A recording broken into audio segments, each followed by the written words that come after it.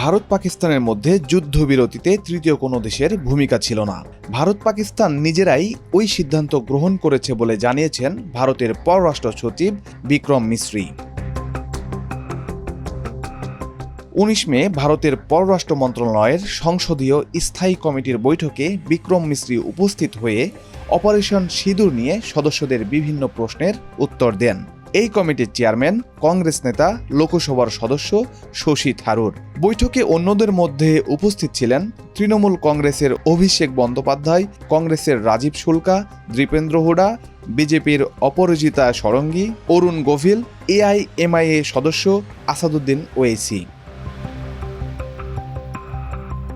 এ সময় বিক্রম মিশ্রি বলেন, দুই দেশের সংঘর্ষ ছিল পুরোপুরি প্রচলিত অস্ত্র নির্ভর। কোনো পক্ষ থেকেই পারমাণবিক হামলার ইঙ্গিত ছিল না। সংসদীয় স্থায়ী কমিটির বৈঠকের পর ভারতের বার্তা সংস্থা পিটিআই ওই কমিটির সদস্যদের বরাত দিয়ে জানায়, পররাষ্ট্র সচিব জানিয়েছেন যুদ্ধবিরতির সিদ্ধান্তে তৃতীয় কারোর ভূমিকা ছিল না। ভারত ও পাকিস্তান নিজেরাই আলোচনার মাধ্যমে এই সিদ্ধান্তে উপনীত হয়েছে। পারমাণবিক হামলার ইঙ্গিতও কোনো পক্ষ দেয়নি। পাকিস্তানের দিক থেকে পারমাণবিক হামলার কোনো হুমকিও দেওয়া হয়নি।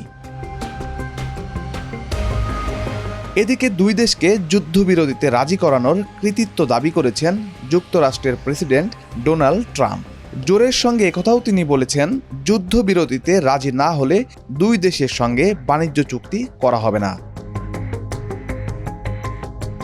তবে ভারতের পররাষ্ট্র মন্ত্রণালয়ের সংসদীয় স্থায়ী কমিটির বৈঠকে কমিটির সদস্যরা ডোনাল্ড ট্রাম্পের মন্তব্য নিয়ে নানা প্রশ্ন করেন।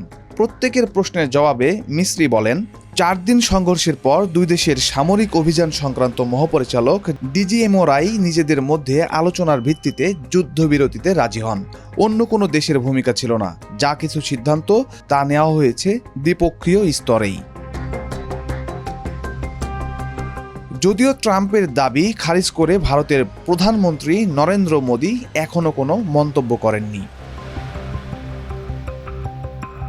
বৈঠকে চীনা অস্ত্র সম্ভারের প্রসঙ্গও উঠেছিল। পিটিআইয়ের খবর অনুযায়ী পররাষ্ট্র সচিব এ বিষয়ে বলেন, চীনের তৈরি ক্ষেপণাস্ত্র নিয়ে ভারতের আদৌ কোনো চিন্তা ছিল না। ভারত সফলভাবে পাকিস্তানের প্রতিরোধ এড়িয়ে লক্ষ্য হাসিল করেছে, বিমান ঘাঁটিতে আঘাত হেনেছে।